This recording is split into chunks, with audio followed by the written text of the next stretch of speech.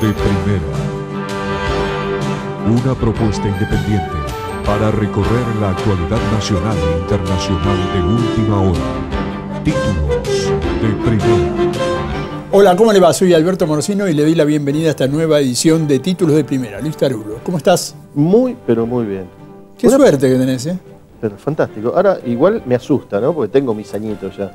Pregunto, ¿otra vez la guerra del cerdo? ¿Otra vez tirar los viejos por la ventana? ¿Viste lo que está pasando, no?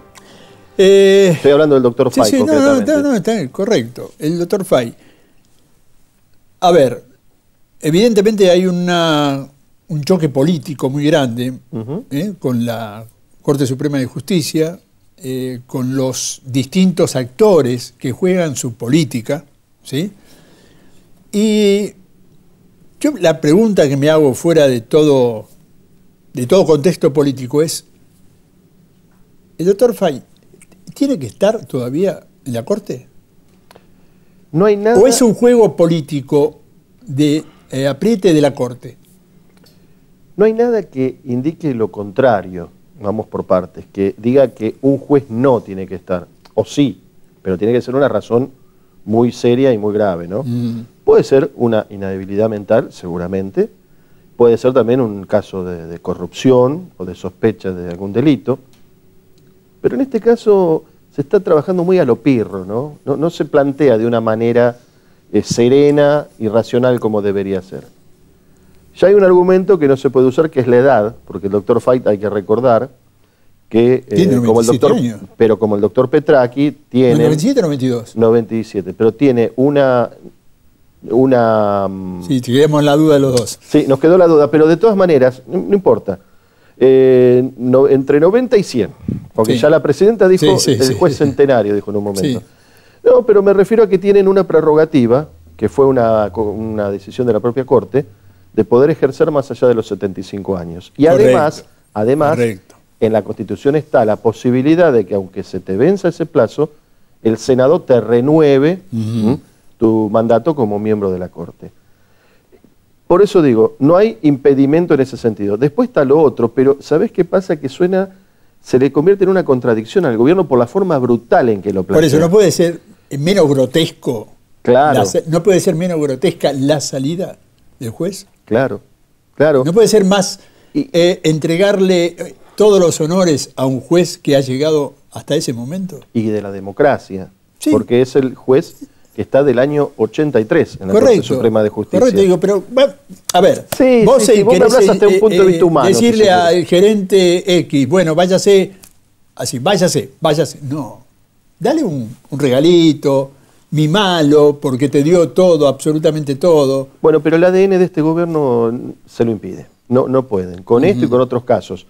Y no digo ni bien ni mal, porque hay mucha gente que apoya a este gobierno y que está de acuerdo con su forma de actuar. Pero, digo, es un ADN, es una marca de fábrica que trae este gobierno que no le permite actuar de otra manera. No, yo creo que fue siempre. Lo que pasa es un momento de fin de ciclo, es un momento crítico, una corte que está allí entre algodones, ¿no es cierto? Especialmente por el tema del doctor Fay.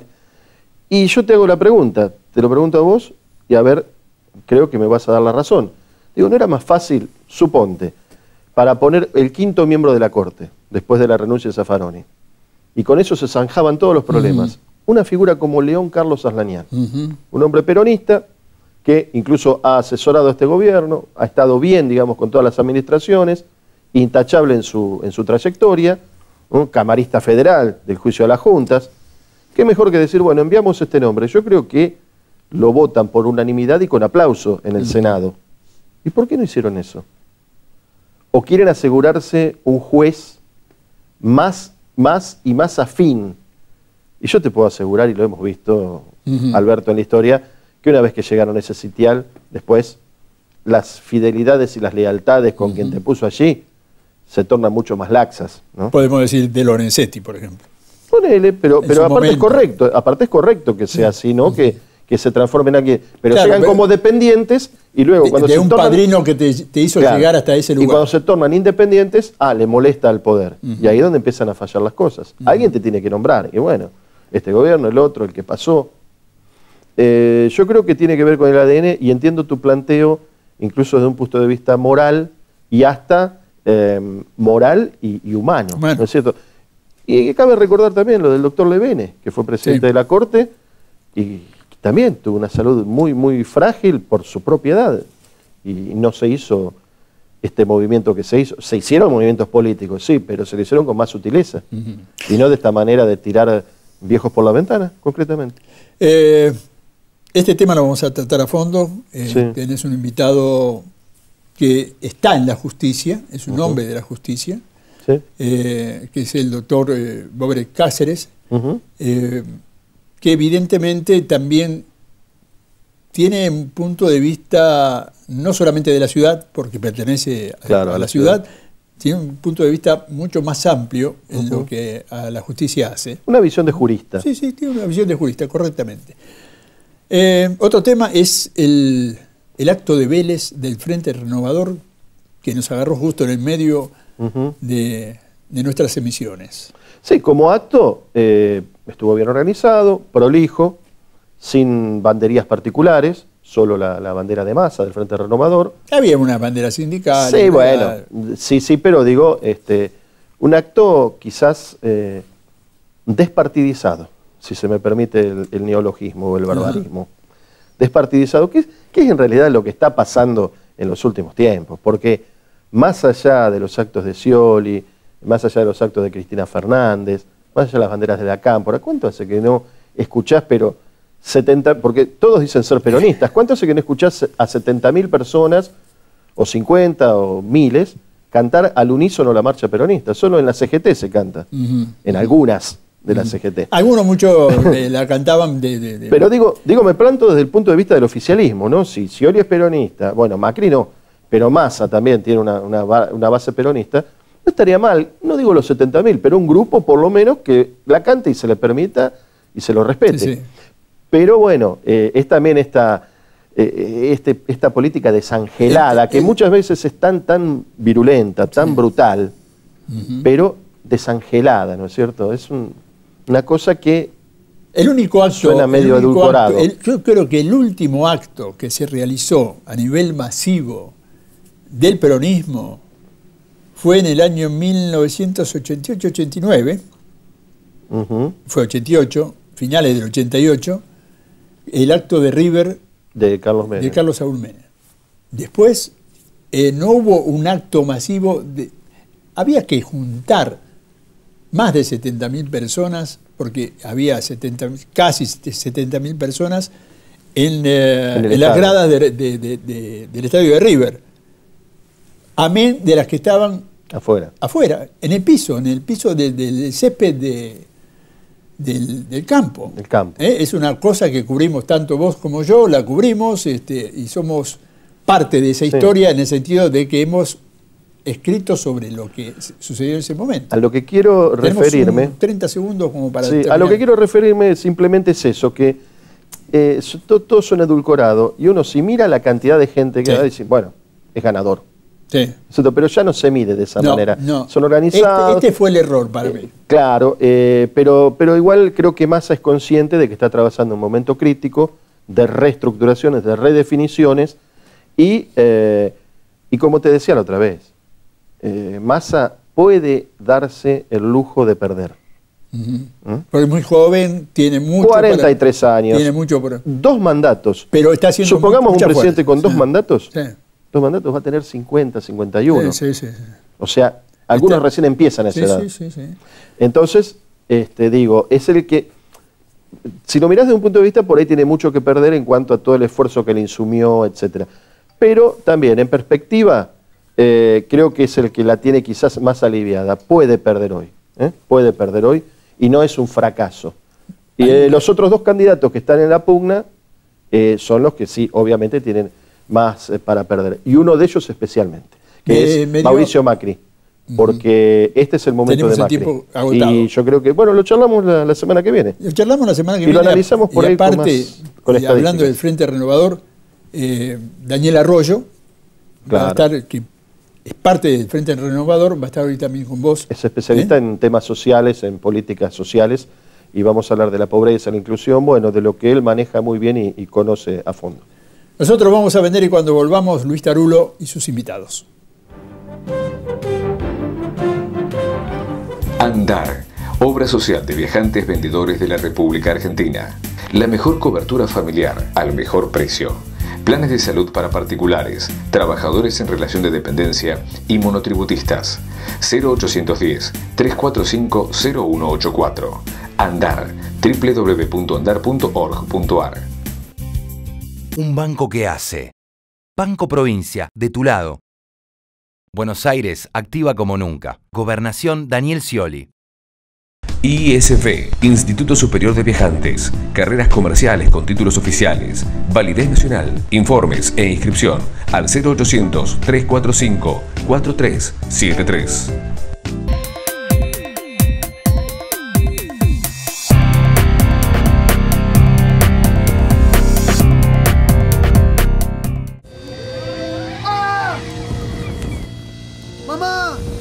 Te puede pasar. Asegura tus instrumentos musicales contra robo y todo riesgo. Acércate a Provincia Seguros, una empresa del Grupo Provincia. Buenos Aires, activa como nunca. Gobernación Daniel Scioli. Hace más de 30 años trabajamos e invertimos para equipar y modernizar las instalaciones de nuestros centros de salud, para que todos los trabajadores hoteleros y gastronómicos del país puedan acceder a la más completa cobertura médica. Perdón, disculpen la molestia. Todo bien, ¿no?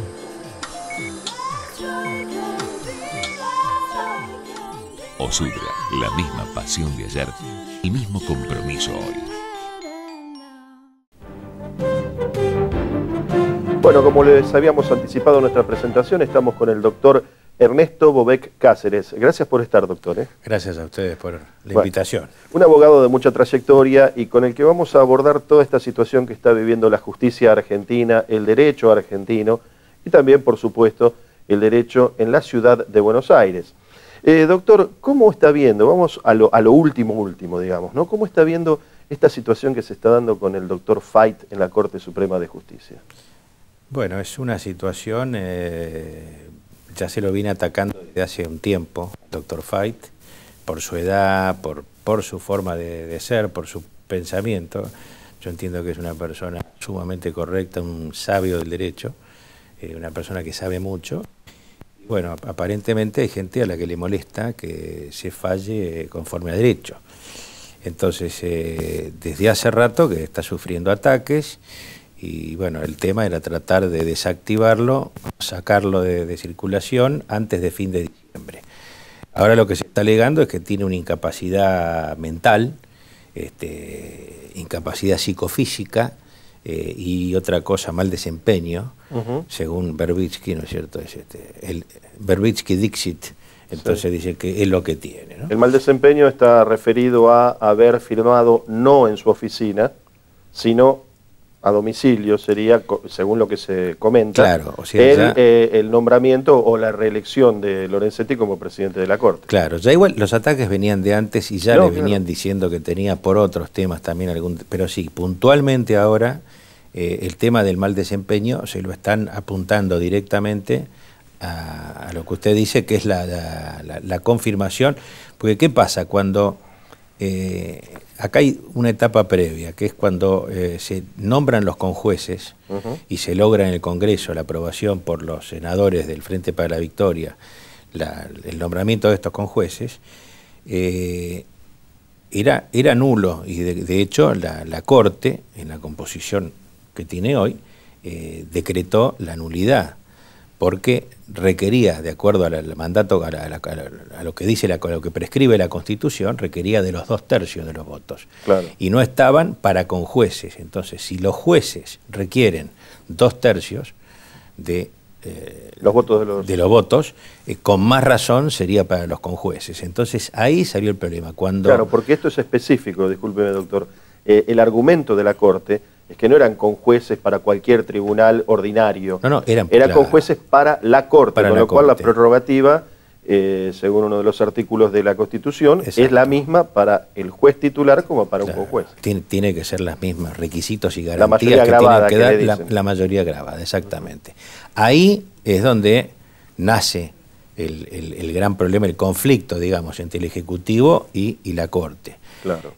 Ahí sale la Presidenta a decir que a ella no la pueden condicionar, que ella solamente responde a los votos, claro, ¿no es cierto?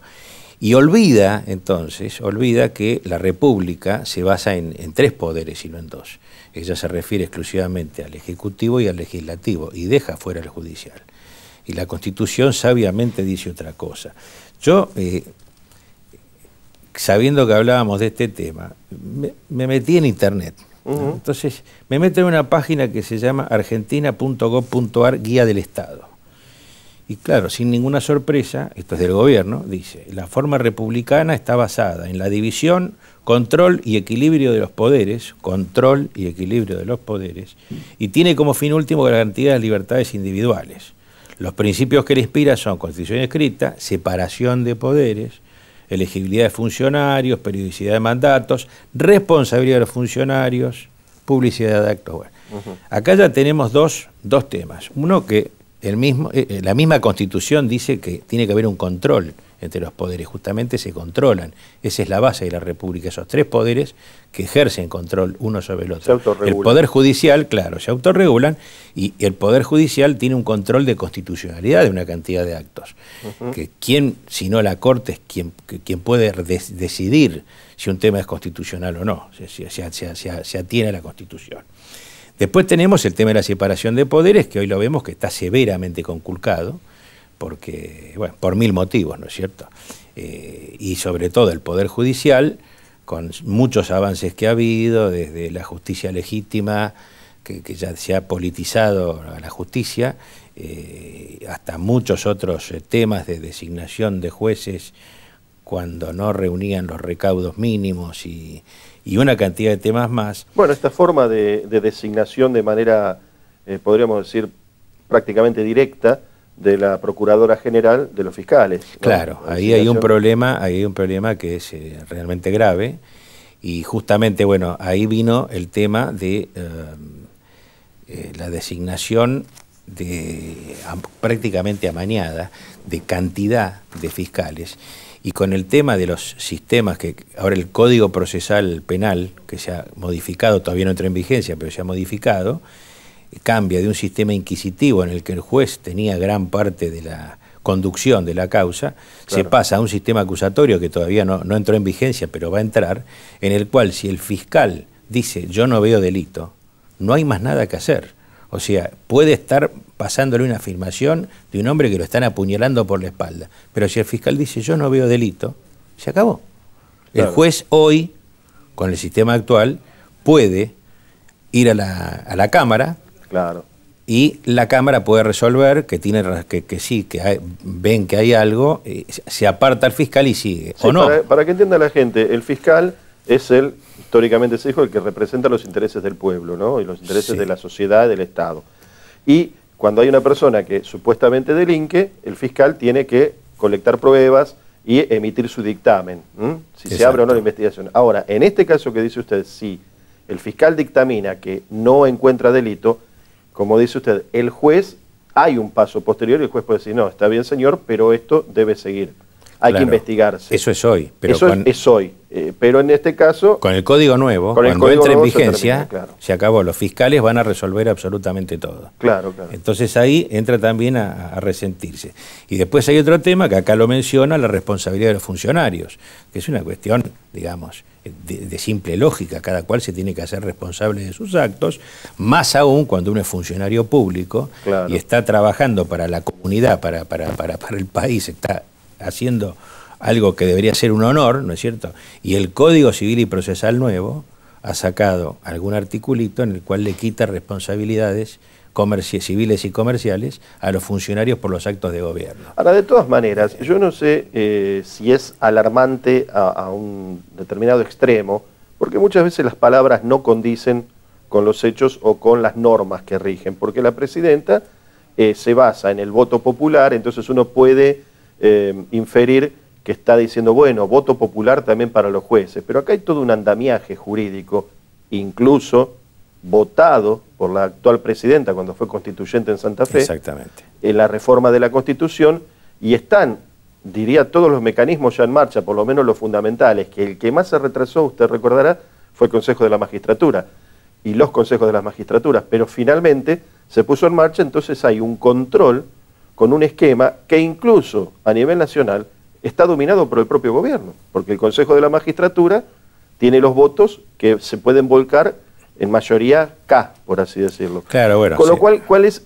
Pero digamos, eso formaría parte de una discusión paralela o simultánea, pero digo, en la esencia de la situación está el control de los propios jueces, que son también funcionarios públicos, y de los fiscales. Están los mecanismos. Claro. Me parece que es un desvío de un eje el tema este de decir voto popular. Tendríamos que reformar la Constitución y todo un andamiaje histórico. Exacto. Y muy bien dijo usted con el tema del Consejo de la Magistratura.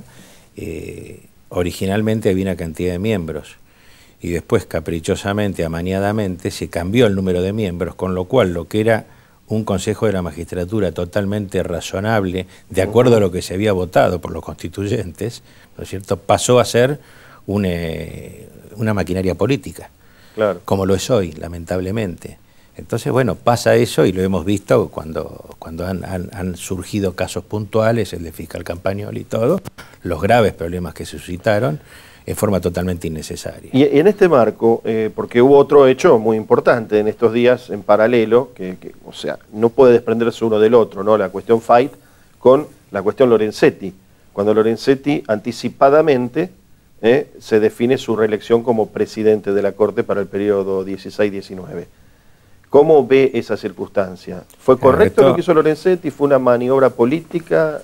Yo creo que ya otros lo habían hecho antes y el propio gobierno está nombrando en este momento cantidad de funcionarios en 1000 órbitas a futuro, para que se queden aun cuando ellos, si no ganan de ninguna manera a través de ellos o a través de alguien que les sea complaciente, asegurarse que va a haber funcionarios en muchas áreas que van a seguir, caso concreto la Cámpora, ¿no es cierto?, que lo tenemos en Inspección de Justicia, en 1000 reparticiones está metida la Cámpora. Hoy sigue el tema de la Cámpora con esta designación que hubo para la Comisión de Juicio Político, claro, una chica muy joven, mendocina, con antecedentes que no son demasiados, más que haber hecho lo que le dijeron en su momento, y bueno, y ahí tenemos lo que usted está mencionando, ¿no es cierto? Igual estos análisis, despojados de todo lo partidario y lo político, los podemos hacer acá de manera serena, ¿no es cierto? No, por supuesto. Porque si uno ya se mete en las discusiones políticas o en otros ámbitos, esto adquiere otro tenor. Pero desmenucemos un poquito la Corte. El doctor Fayt, evidentemente, tiene un frágil estado de salud, independientemente de todo lo que se diga, pero es real que es un hombre de 97 años. Exactamente. Que no podría ser presidente de la Corte. Estamos jugando con estos 4 jugadores. Hablemos objetivamente de lo que está pasando hoy. La doctora Hayton de Nolasco también está a punto del retiro en cuanto al tema de la edad, y es dudoso que quiera ser presidenta ella per se, ¿no? Porque es un trabajo muy agobiante, hay que estar mucho allí. El doctor Maqueda también tiene cerca de 70 años, pero además de eso, me parece que ahí juega un impedimento político, porque lo del doctor Maqueda es el miembro de la Corte que nombró Duhalde, ¿no es cierto? Sí. Entonces puede generar algún tipo de resquemor esta situación. Así que no quedaba otro prácticamente que Lorenzetti para seguir dirigiendo la Corte. Sí, aparte Lorenzetti... Además no hay visos de que se haga una elección de miembro de la Corte de manera normal, por lo menos en estos momentos. No la pueden hacer porque, digamos, la oposición se puso de acuerdo en no darle espía que se nombre a nadie en este momento. Es opinable el tema, ¿no es cierto? Sí, totalmente. Nos despojamos de lo político. Es opinable, pero bueno, están dadas las cosas así. Y acá lo que produjo el enojo fue porque hace pocos días Lorenzetti anunció que muy probablemente por un tema de agobio y cansancio moral, agobio, sí. Él muy probablemente, o casi lo anunciaba, que la semana entrante, por la que viene, dejaba el tribunal. Después, cuando vino la confirmación por parte de esta acordada, que se hizo, tan criticada después por el gobierno, ahí sonaron todas las alarmas, claro. Y vino el enojo, ¿no es cierto? Porque se iba y se queda. Igual lo de Lorenzetti, no convengamos que es un hombre que entiende la política y no es inocente todo su paso, no es casual. Él fue, lanza su presidencia o su reelección, después se lanza la versión de que iba a renunciar a ejercer ese nuevo mandato, y esto lo tengo que decir como periodista, versión difundida o avalada o confirmada por voceros de la propia Corte Suprema de Justicia. No vamos a revelar la fuente, pero yo particularmente hablé con una alta fuente de la Corte Suprema y me confirmó el dato. Al otro día sale un comunicado de la Corte ratificando a Lorenzetti y hablando de rumores, versiones. Entonces, no, hasta acá llegamos, porque también, así como se critica a veces al gobierno, también a veces no hacen bien las cosas en la Corte. Entonces ellos lanzaron el rumor. Fue real el rumor. Claro, no fue más que un rumor. Fue más que un rumor. Fue mucho más que un rumor. Pero digo, ese rumor del que ellos hablan lo lanzaron ellos mismos. Y hubo toda una madeja política que se fue armando en estos días que termina con Lorenzetti supuestamente fortalecido, pero por sus propios pares, ¿no es cierto? Y por un sector de la justicia. Exactamente. Y va a trascender al gobierno Lorenzetti. Ese es otro dato político importante. Ese es un dato político que yo creo que él lo que buscó es un reaseguro para evitar las presiones, pero claro, logró el enojo de quienes pretendían, con el anuncio que había hecho, poder colocar al menos un integrante nuevo, ¿no es cierto? Porque ya con 13 hubiera sido muy difícil. Claro. Ya con 4 es difícil, pero bueno. Y después, bueno, las críticas que se han hecho respecto a que hubiera firmado o no firmado en su domicilio, si buscamos antecedentes, hoy uno lo menciona Morales Solá, en un editorial, que Petraki, creo... Puede ser. Antes estaba ya... enfermo. Muy enfermo, sí. 5 días antes de morir, firma un acuerdo en su domicilio y murió 5 días después. Y también podemos recordar que el doctor Zaffaroni, 1000 veces que se ha ido de prolongados viajes, volvía y firmó también, fuera del ámbito de la sala de acuerdos de la Corte Suprema, e inclusive no había participado en las deliberaciones. Entonces, ya estaríamos todo pensando... claro, pero todo es, por eso, hay que tomarlo con pinzas, porque hay intereses de un lado y del otro. Porque, doctor, acá... Lo que es real es lo que usted dijo, que el trascendido no fue solo un trascendido. Lo de la posible renuncia, el anuncio... Se lo hizo a Maqueda y a Hayton. Exactamente. El punto también de gran sospecha acá es que subyace, en definitiva, es si se falsificó un papel. Porque yo creo que esto trasciende las insinuaciones sobre la firma en tal o cual lugar, sino que se quiere instalar a lo mejor la sospecha de que ese papel no decía lo que decía. No en el caso de Lorenzetti, quizás, porque esto es muy claro, se reelige al doctor Lorenzetti y punto. Pero a lo mejor en otras causas y en otros fallos, que no se hizo tanto ruido como con este, ¿no? Bueno, sí, este fue el que obviamente... era urticante para muchos sectores que tenían ciertas expectativas, y con esta continuidad de la Corte en la composición actual se les diluyen algunas cosas que les iban a resultar convenientes por causas que hay dando vueltas, que ya sabemos que tienen varias complicaciones y quieren tener una última instancia con alguien, con gente, digamos, gente amiga, ¿no? Doctor, nos quedan 3 minutos, sí. Y vamos a repetir esta charla porque siempre nos resulta poco, ¿no? Charlamos mucho, son muy interesantes todas las conversaciones, y este caso es apasionante, además, el tema de la justicia. Sí. Pero no quiero despedirlo sin preguntarle cómo tiene que desarrollarse de aquí en más la justicia de la ciudad, que ha tenido un avance muy importante, ¿no es cierto? Pero quizás es un fuero que no es conocido popularmente y sin embargo tiene mucha injerencia en la vida de la ciudad de Buenos Aires, ¿no es cierto? Sí, tiene injerencia en la vida de la ciudad de Buenos Aires. Lo que pasa es que tiene de momento las competencias un poco acotadas. Tiene dos fueros, que es uno que es el penal contravencional y de faltas, en el cual sí hay varias competencias que tiene. Empezaron, bueno, hace un tiempo había 18 detenidos, hoy hay 30, pero la realidad es que los detenidos están porque tienen causas también en la justicia federal. Claro. Si no, tal vez no, seguramente no estarían detenidos. Y el otro fuero, que es el contencioso administrativo y tributario, digamos que es, de momento, exclusivamente hay amparos y temas de reclamos de dinero, sumas de dinero por temas de la ciudad. Claro. Entonces no hay ni juicios civiles, no hay divorcio, no hay, o sea, está muy acotado. Por eso la gente desconoce todavía bastante la existencia de la justicia de la ciudad. Existe, y en la parte penal están trabajando con una eficiencia que sorprende. Yo tengo un socio que hace derecho de familia y no había intervenido nunca en la ciudad.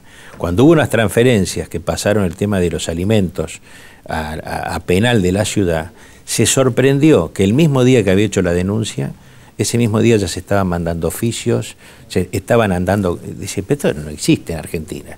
Bueno, la justicia penal contravencional y de falta de la ciudad está funcionando por las competencias que tiene excelentemente bien, con celeridad, con eficiencia, hay gente muy capacitada, yo también estoy sorprendido, gratamente, por suerte. Y bueno, van a venir más transferencias con sus problemas, vamos a tener que tener una cárcel, lo cual da para un programa entero. Sí. Es un tema bravísimo, no solo por el tema edilicio de hacer una cárcel para 3.000 detenidos, sino el mantenimiento día a día, 24 horas por día, los 365 días del año, son costos que al ciudadano le van a doler. Vamos a hablar de eso en un próximo programa. Lo convocamos con todo gusto. Y queda aquí invitado, por supuesto. Y eso de los dineros también es muy, pero muy importante. Es muy importante. Muy importante, pero es un tema porque afecta mucho el bolsillo del contribuyente, sobre todo con el ABL se va a poner ahí también picante. Tenemos que encarar el tema de los depósitos judiciales, pero eso lo vamos a dejar para otro programa. ¿Qué le parece? Perfecto. Bueno, muchísimas gracias. Gracias a ustedes por la invitación. El doctor Ernesto Bobet Cáceres, aquí con nosotros en Títulos de Primera. Pausa y seguimos. Andar, obra social de viajantes vendedores de la República Argentina. La mejor cobertura familiar al mejor precio. Planes de salud para particulares, trabajadores en relación de dependencia y monotributistas. 0810-345-0184. Andar, www.andar.org.ar. Un banco que hace. Banco Provincia, de tu lado. Buenos Aires, activa como nunca. Gobernación Daniel Scioli.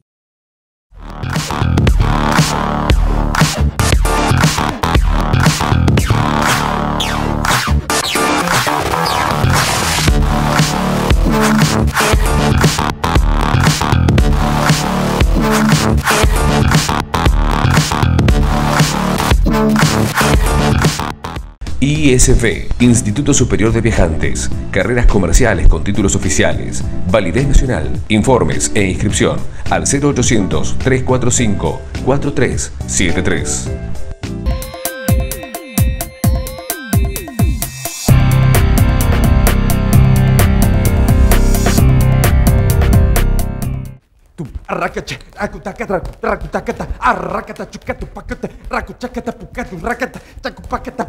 ¿Necesitas una garantía para alquilar? Te puede pasar. Garantía Primer Hogar. Si necesitas una garantía para alquilar, acércate a Provincia Seguros, una empresa del Grupo Provincia. Buenos Aires, activa como nunca. Gobernación Daniel Scioli. Hace más de 30 años trabajamos e invertimos para equipar y modernizar las instalaciones de nuestros centros de salud, para que todos los trabajadores hoteleros y gastronómicos del país puedan acceder a la más completa cobertura médica. Perdón, disculpen la molestia. Todo bien, ¿no?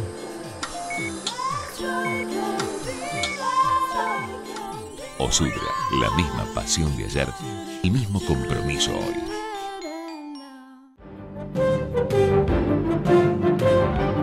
Bueno, y ahora estamos, como también les anunciamos, con el licenciado Daniel Arroyo, que ocupó cargos relevantes en las áreas de desarrollo social de la Nación y de la provincia de Buenos Aires. Daniel, ¿cómo estás? Gracias por venir. Un gran gusto, en serio. Lo mismo. Vamos a poner blanco sobre negro y hacer algunas definiciones, porque mucho se habla de pobreza, de inclusión.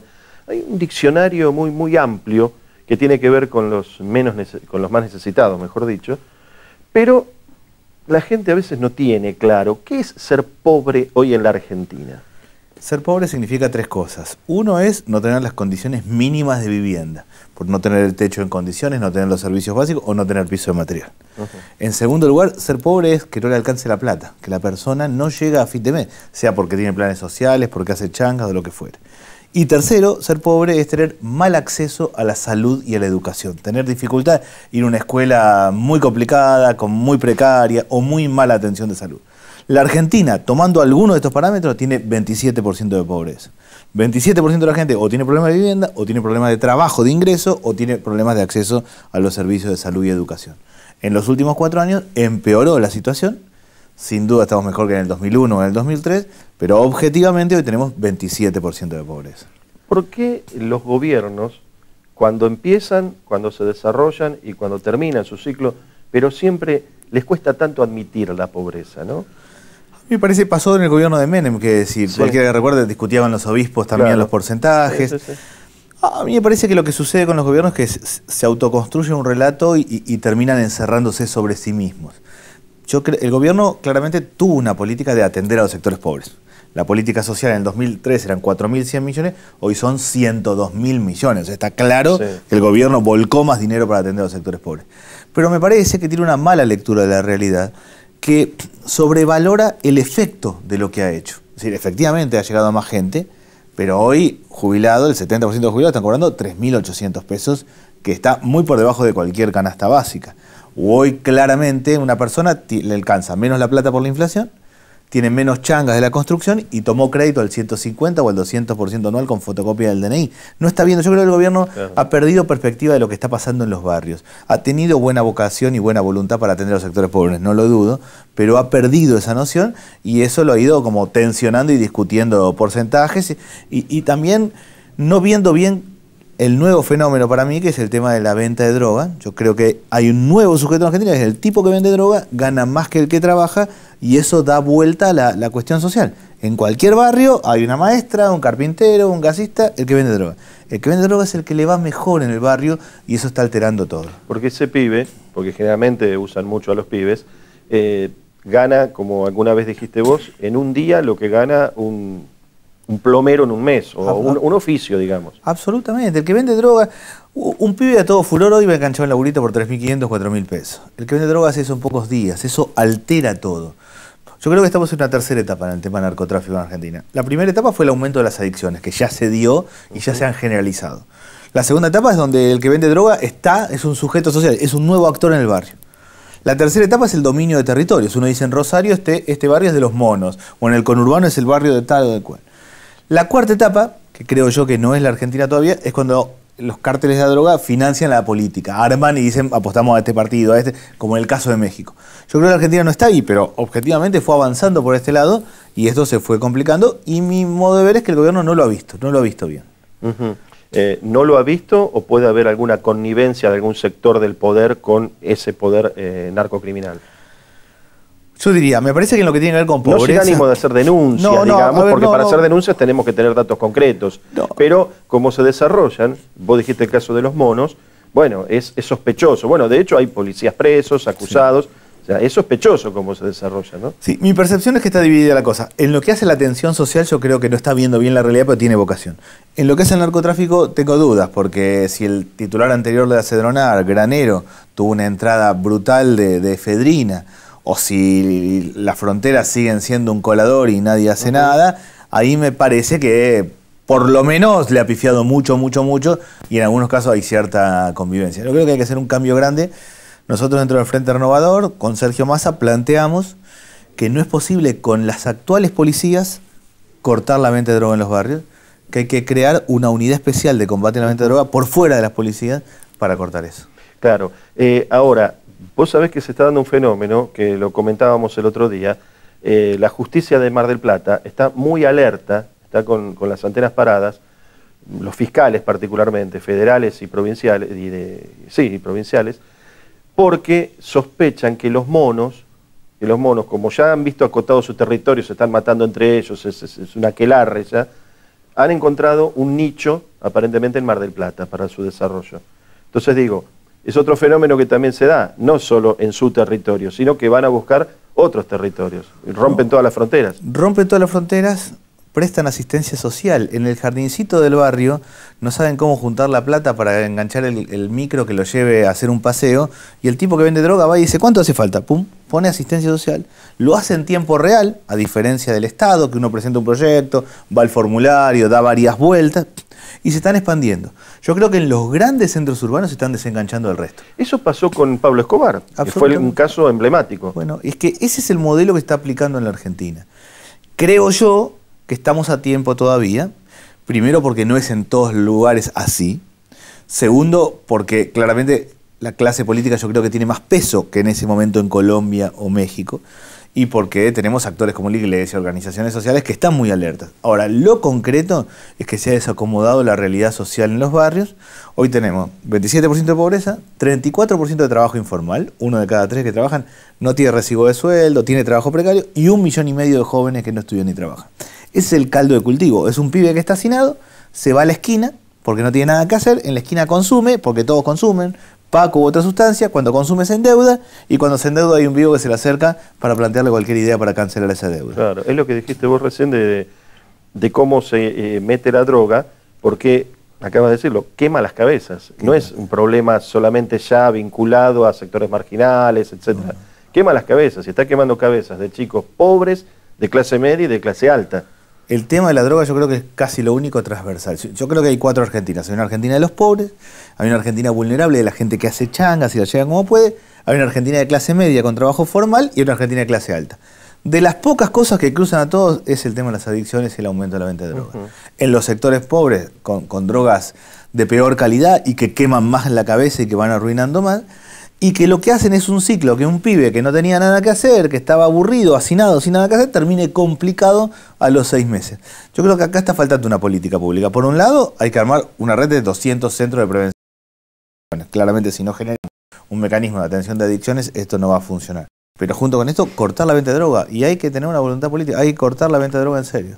Tu plan, porque yo alguna vez lo hemos charlado, tu plan sería, a ver, si me permitís la expresión brutal, copar el barrio con los actores sociales. Copar el barrio y construir un mecanismo de mejora por el lado del trabajo y la escuela. Hay que copar el barrio, sacar a los que venden, crear el derecho al primer empleo. Una empresa que toma un joven durante 24 meses tiene el 75% del salario mínimo cubierto. Ese pibe tiene que enganchar un laburo.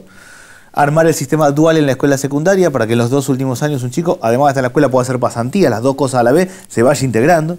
Armar un fondo de crédito, porque esa gente está tomando crédito al 200% anual. Armar un fondo de crédito, de que el Estado establezca un tope de no más del 10% anual para que el gasista tenga las herramientas básicas o para que el carpintero tenga una sierra circular. Cortar la venta de droga claramente en los barrios. Entonces, y si uno corta el camino alternativo al que da por la banquina y empieza a construir mecanismos de trabajo, la cosa mejora. Yo creo que tenemos que recuperar la idea de que para la movilidad social es escuela y trabajo. ¿Cómo tiene que hacer alguien que vaya bien? Estudiar y trabajar. Había una idea también dentro de ese esquema, los subesquemas incluían el control de la sociedad o el control de los pibes por parte de sus propios referentes barriales, ¿no? ¿Cómo era eso? Sí, nosotros creemos que hay que crear una red de 20.000 tutores. En la plataforma del Frente Renovador va a estar. Tutores es el cura, el pastor, el técnico del club de barrio, la maestra, es la gente que tiene legitimidad. Y que estén rentados. Que estén rentados. Estos tienen que ir 3 veces por semana a ver a un chico. Claro. Una vez por semana contactarse con la escuela, una vez por semana con el trabajo, cada 15 días hacer un informe. No puede ser un trabajo voluntario que uno de onda lo haga. Necesitamos que la maestra siga siendo maestra porque ahí está su legitimidad, y que tenga un sobresueldo para hacer esto, o el cura, o el pastor, o quien fuera. Sí, porque muchas de esas cosas, lo sabe el ciudadano que nos está mirando, el compatriota, uno lo puede hacer por solidaridad, de onda, como decís vos, pero después se cansa, no te da el tiempo, tenés que trabajar y se abandona. No, y no da escala. Nosotros tenemos 1,5 millones de jóvenes trabajando. Tenemos aparte que ir se quema tanta plata en tantas cosas que puede destinarse a eso por un estímulo para la gente, ¿no? Hoy no hay un problema de presupuesto en la Argentina para estas cosas. Estamos hablando de presupuestos que son muy manejables. El Estado ha demostrado que cuando quiere volcar presupuesto en algo lo puede hacer. Se trata de hacerlo bien, de no contaminarnos con una red de punteros políticos. No se trata de ir a buscar el voto ahí, sino armar una red de los existentes. Hay que sentarse en un barrio y decir, ¿quiénes son los creíbles acá? Tal maestra, tal cura, tal. Bueno, armemos esa red, que vengan y que empiecen a trabajar con una metodología, tenemos que entrar casa por casa. ¿Qué sabe hacer el Estado? Transferir dinero, asignación universal por hijo, o entregar netbooks. ¿Qué no sabe? Ir a las familias, entrar, acompañar, trabajar. En eso es donde yo creo que hay que armar la red de tutores y que si no hacemos eso no va a cambiar la situación. ¿Para qué situación hemos llegado, no? Porque vos en Buenos Aires, bueno, por sus propias características, funciona la cosa con los comuneros, con los legisladores, sí. Tienen sus vasos comunicantes, sí. El comunero básicamente, ¿no? Y el CGP donde tenés sí. Donde acudir. Ahora, en los otros pueblos el vaso comunicante directo es el concejal. Sí. Entonces no tendría el concejal que vive ahí, vive en su barrio, conoce a la gente. No tendría siquiera necesidad de que pase esto, pero bueno, necesitas meter venas y arterias en la sociedad a cada momento porque fallan esos mecanismos políticos. Fallan y se ha quebrado la relación entre la política y la sociedad en términos generales. Hay un grupo que se ha politizado más en la Argentina, pero el grueso de la sociedad va por afuera del sistema político. Trata de autorresolver sus problemas como sea y por eso avanza el narcotráfico y por eso avanza también, yo creo que hay dos fenómenos que se están dando en la Argentina concomitantes. El avance del narcotráfico y el fenómeno de la religiosidad.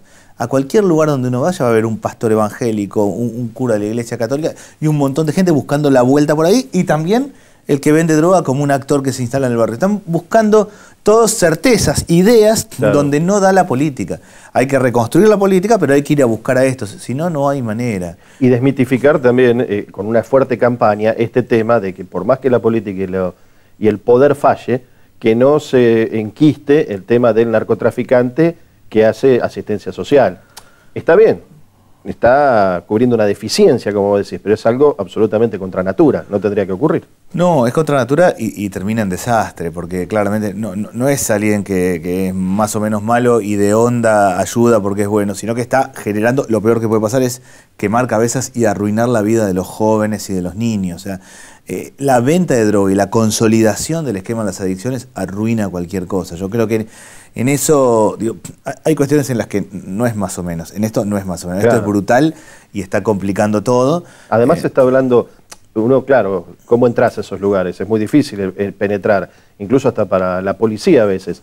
Pero se está generando un mito también de la colombianización o mexicanización dentro de las mismas villas, los circuitos, esos guetos de protección de los narcos, que le brindan todos los servicios y todos los beneficios a los pobladores de alrededor, que los protegen, claro. ¿Cómo vas a ir contra el que te da de comer? Absolutamente, y por eso a mí me parece, yo creo que ha sido muy acertado el Papa cuando habló de mexicanización. Digo, más allá de que el concepto le puede caer mal a un mexicano, pero el concepto es ese, claramente. Y yo no creo que con la policía se pueda resolver, que con esta estructura de policía se pueda resolver. Hay que crear una fuerza por fuera de la policía, con la tarea de ir y cortar. Hay una primera experiencia que está arrancando ahora en Córdoba, que es crear una fuerza especial dependiente del Ministerio de Justicia, dependiente directamente de la justicia, para ir a atender el tema del narcomenudeo, que es cortar la venta de droga en los barrios. A mí me parece que hay que crear el sistema. Yo no creo que sea reconvertible la policía argentina, las policías en las provincias para atender esto, sino que hay que crear una fuerza especial con una única tarea que es cortar la venta. Además necesitas una preparación. No. Una DEA no es lo mismo que una policía interestatal o... No, y no hay que mezclarle con otros 20 millones de problemas. Lo que tiene que hacer es esto. Tiene que haber Después te mandan a custodiar los barrios o los countries porque no hay seguridad. Entonces el gendarme que tiene que estar en la frontera está destinado y en lugares que no conoce. Que esos son los otros problemas. ¿Cómo soluciona fácil? Bueno, metemos 10.000 prefectos para este lado, 5.000 gendarmes para allá. Y el prefecto... Vos te encontrás muchas veces en un barrio interno de la capital, no estamos hablando de Puerto Madero porque esa zona ellos la conocen bien, la zona del río y del mar, pero le preguntas de tal calle, espere, y agarra la guía Filcar, porque no son de acá, no saben, entonces todo parche, ¿no? No, y hay que formar una fuerza especial y a mí me parece que hay que establecer ciertas pautas en la Argentina. Yo diría, no se puede vender droga en los barrios, no se puede vender, tenías un acuerdo de todas las fuerzas políticas. 2, todos los chicos tienen que terminar la escuela secundaria, tenemos que lograr fortalecer la escuela secundaria. 3, no se puede dar crédito al 150% anual y estar reventándole la cabeza a las personas. Un fenómeno que yo veo casi azorado en el conurbano bonaerense hoy es el sistema del crédito diario. Yo paso, vos tenés una fiambrería, te doy el crédito para la máquina para cortar fiambre, una fiambrería adelante de tu casa, y veo que a las 6 de la tarde todos los días haces 200 pesos. Paso todos los días a las 6 de la tarde y te cobro 100 pesos como crédito. Ya ni siquiera es crédito usurario, ya es pasar casi a lo mafioso. yo tengo la impresión de que se nos están generando unos fenómenos de conflicto y de tensión constante en varios lugares que no se están viendo y que hay que reconstruirlo. ¿Qué es lo que le ordena a la cabeza a una persona? El trabajo y la vivienda. Que tiene laburo se organiza, anda bien, quien no tiene trabajo anda sacado todo el día, quien tiene lugar en su casa se puede acomodar, quien no tiene lugar en su casa siempre anda complicado. Hay que empezar a reconstruir por el lado del trabajo y el lado de la vivienda. Sí, y el Estado también tiene una responsabilidad de control, porque es evidente que hay crisis en muchas actividades y es tener un empleado negro o cerrar directamente por la presión impositiva, por lo que sea. Pero hay lugares donde también ya se ha hecho una práctica de explotación y el Estado ahí también está ausente, ¿no? Porque un país no aguanta con 40% de trabajadores en negro. Nosotros tenemos como distinguir ahí claramente dos situaciones. La presión impositiva es creciente, casi todo es Estado en la Argentina, con lo cual el Estado necesita más recursos y genera más presión impositiva, y hoy una pyme, un pequeño profesional, no tiene cómo contratar a una persona porque sus costos laborales son muy altos. Hay que empezar a distinguir, está claro que hay que simplificarle la vida al mundo de las pymes, de las microempresas y los profesionales, porque necesitamos que contraten trabajadores, no hay manera de que esto mejore si no hay más trabajo, y después hacer un sistema de registración, de seguimiento en serio sobre las grandes empresas. Hay que hacer una reforma tributaria en Argentina. Sí, el propio Estado te lo hace, porque a veces para un contrato de locación hacen a una persona inscribirse en ingresos brutos para ganar 4.000 pesos y tiene que pagar, no sé, 100 pesos por mes de ingresos brutos. ¿Qué ingreso bruto? Brutal es el impuesto. Brutal es el impuesto. Yo creo que estamos llegando como un límite en ese sentido. A mí me parece que más allá de la discusión política, estamos llegando a un fin de ciclo, pero a un fin de ciclo de modo de organizar la economía y lo social. Está claro que con este esquema de cepo cambiario, de control, de inflación casi al 40%, de ir manoteando por el tema de ganancias para compensar lo que falta, esto no está funcionando. Y por otro lado está claro que los planes sociales, que muchos son muy buenos, como la asignación universal por hijo, no están resolviendo el problema y seguimos con 27% de pobreza. Yo creo que hay que ir a una segunda generación, a otras políticas sociales y a otras políticas económicas en los próximos años, no pensando en tirar lo que está, sino partiendo de la base de lo que está, que ha habido mejora, pero empezar a cambiar. Sí, es algo que suena un poco contradictorio, hasta irrisorio, si no fuera porque hay situaciones muy, muy graves, pero esto de la inclusión, otra palabra que se usa mucho, y le llevan, presentan como inclusión, darle una computadora a un chico, darle cable, darle fútbol para todos. Bueno, todo es loable a priori, ¿no es cierto? Correcto. Es justo, bárbaro. Pero se lo llevan a la villa.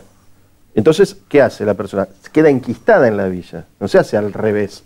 Saquémoslo de la villa, ¿no? Me da esa impresión. Absolutamente. Y de hecho, nosotros en el 1% del territorio en Argentina vivimos 15 millones de personas, conurbano bonaerense y la Ciudad de Buenos Aires. Si uno agarra un mapa de la Argentina, el conurbano y la Ciudad de Buenos Aires es un puntito, en ese puntito vivimos más de un tercio de la población. ¿Por qué sigue migrando? ¿Por qué aumenta la cantidad de personas en villas, barrios, asentamientos? Porque el que está ahí tiene cerca una escuela y el comedor escolar, un centro de atención primaria, puede hacer changa.